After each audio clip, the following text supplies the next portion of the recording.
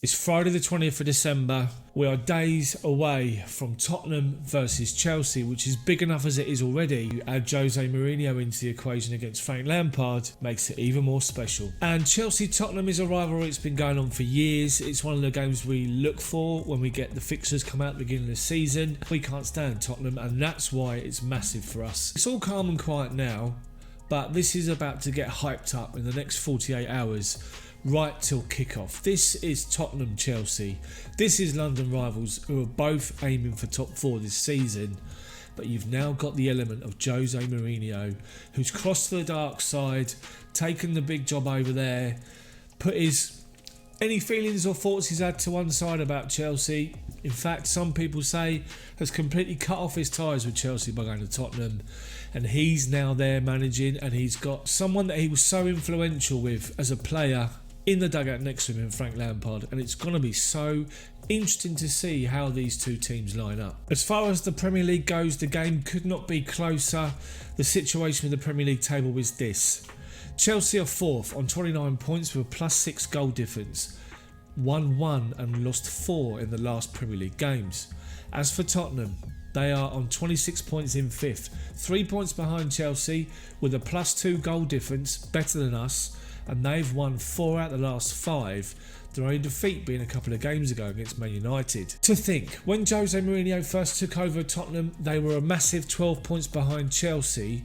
If the result goes the other way this weekend, they would leapfrog us into 4th place. That's how good their form has been. That's how bad our form has been. But as we all know, in games such as this, form goes out the window. This is a massive, massive game for both teams, but more so for Chelsea, I think, because we got something to prove. I fully expect, with a free week, to work with all the players to get as many people fit as possible and raring to go. By the time we step out on that pitch, Chelsea will be up for this, up for the fight and for the battle, and hopefully we can deliver the result we want. So what do we do with the team selection? And we've seen the last few weeks where we've been chopping and changing from 4-3-3, 4-2-3-1. We've seen the likes of Jorginho rested. We've seen the likes of Kovacic rested. Mason Mount being rested. We've seen players coming in and out. Christensen's been in and out. You've seen the likes of Emerson coming in and out. I think the problem that we've had over the last 5 games has been consistency and also the formation. That's been the real problem for me, and I think there's a simple solution, which I wrote on my website a couple of weeks ago, and I'll keep emphasising the point in these videos. We must settle on the 4-3-3 formation. Has to be done. We have to do that to give us the best chance. It gives us the best balance for the team. The team shape looks better. We're balanced through the whole of defence, midfielder into the forward areas, and we provide protection out wide. Now that's been a main point of us this season, defending goals. We can't keep clean sheets, so we need to come up with a solution. Is 3 centre-backs the answer? I don't think it is. I think it's the 4-3-3, because let's face it, as I keep saying this every week, what's the strongest part of our squad? The strongest part of our team is our midfield 3. Jorginho, Conte, Kovacic. Those 3 guys are so important to our team, and we've seen with those being not playing or dropped or put on the bench and coming in and out, the inconsistency of one of those being missing, we've then seen the fact that our results and performances have suffered. We need to stick with these 3 players week in, week out. We need to keep them wrapped up, prevent injuries, fatigue, but we need to play them every week. And with this being a big game, as we've seen from Frank Lampard most times this season, when it's come critical games and critical points in the season so far, he has gone 4-3-3, and I fully expect him to do the same this weekend. So, the back 4. Now that's been the problem. Kepa needs to do better, we all know that, but he's going to start. The back 4 needs to be settled also. Now Tony Rudiger's back, had a couple of games, we need to understand that he will be cemented into that team.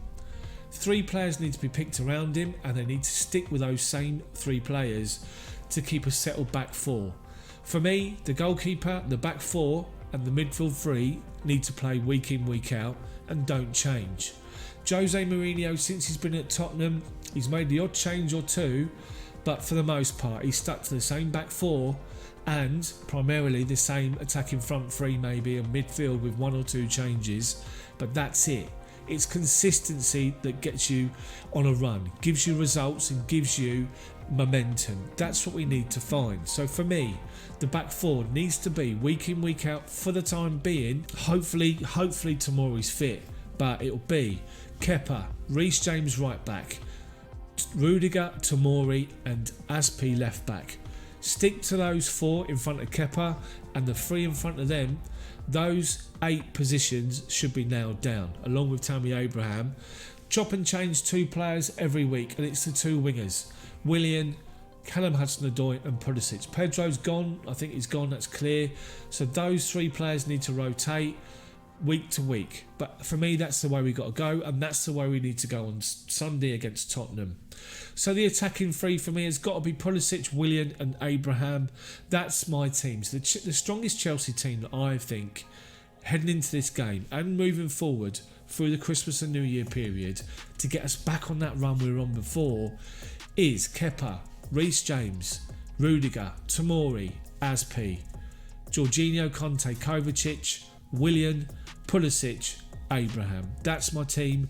That's the team which I feel will give Chelsea the best chance of a result on the weekend. It's all about who can keep a clean sheet, who can dominate possession of the ball, and who can express themselves and really get ahead of steam and take the game by the scruff of the neck. And that's what Chelsea need to do. Here's a stat that I read for you just to put things in perspective about Jose Mourinho. When he's come up against someone that used to be one of his players or a member of his coaching team that's gone on to be managers, he's done it 11 times. He's never lost a game. Frank Lampard for Derby last year, he drew and then they won on penalties, so he never was actually defeated. He's unbeaten 11 games against people he's worked with before, and hopefully Frank Lampard can change that. Speaking of the game this weekend, it's going to be featured on Football Focus tomorrow. Frank Lampard gave an interview to Gary Lineker ahead of the game, and he was asked about how he feels going up against his coach, the fact it's Tottenham, and he said this, Frank Lampard: I think it will be special. I think it will make a difference to me. I think it'll make a difference to him. We're both professionals, we're driven, and sometimes you come across someone you work with or a club that you work with. It pushes you on that little bit more in the best possible way. It's Tottenham Chelsea, and that game's got enough anyway. And then you have Jose Mourinho there, and he's going to be desperate to beat us, let's make no bones. When he was asked about if it would mean more to him to beat Mourinho, Lampard said, in my professional head, yes, I want to go up against the best. When I've gone up against Pep Guardiola and Jurgen Klopp this season, of course you want to say, can I show against these incredible managers what I can do, what my team can do? It'll be a similar feeling. Make no mistake, Frank Lampard will be raring to go for this game, and his players will be. There's 3 key areas that Chelsea need to make sure they get right on Sunday to give us a chance to win the game. First is obvious. Keep tight and compact at the back when we're out the ball, and keep our shape narrow and compact. Yes, Tottenham like to go out wide, but once they're out wide, if we've got enough numbers in the middle, we should be able to deal with the balls that are coming in, being crossed in or trying to look for the gaps to play through to Harry Kane. Son's the danger, as we all know. We saw the goal we scored against Burnley, a fantastic goal. We can hopefully deal with the threat that he's got. It's all about being compact and being tight and stopping that gap, closing the gap between our midfield and our defence, which allows Dele Alli, Son and Moura to play. If we can negate that gap, close it and take the gap away, we should nullify Tottenham.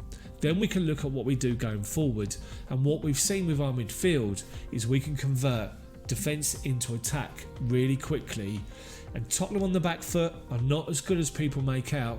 They concede goals and Chelsea can score goals. Point number 2, we've got to be clinical. With the chances that we create, we've got to be clinical, and we've got to stop walking the ball in the back of the net. If an opportunity is there to have a pop, we've got to do it.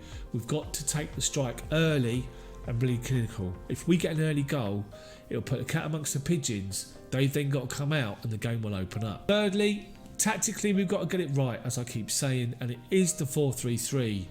Anything else, if we try to match Tottenham up 4-2-3-1, we're going to struggle because we just leave ourselves wide open, and there's a massive gap between midfield and defence. 4-3-3 is the way to go, and I honestly believe we are good enough we've got enough quality to do this on Sunday. There you go, that's my preview of the game and my feelings about the game and how we should approach it, how we should take to the game. Let me know what you think. Do you agree with my team selection and the formation? What do you think about Tottenham at the moment? Do you think we can get at them? Do you think they cause us much more of a threat than we do them? Just let me know all your comments in the comments section below, or comments on my website if you're looking at the video on there. Thank you so much for all of your support. Follow me social media at Chels Daft on Facebook and Twitter, which you can see up here, but also the website chelseadaft.org. Now, if you've liked the video, very different from what I normally do, extended.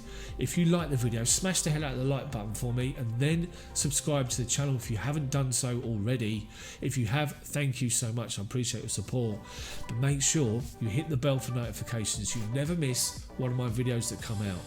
There's been a bit of a lull over a period of time due to issues beyond my control. For more on that, look at the feature video on my channel. But now I'm back. This is Tottenham versus Chelsea. This is big. This is massive. This is now Mourinho and Lampard, which adds fuel to the fire.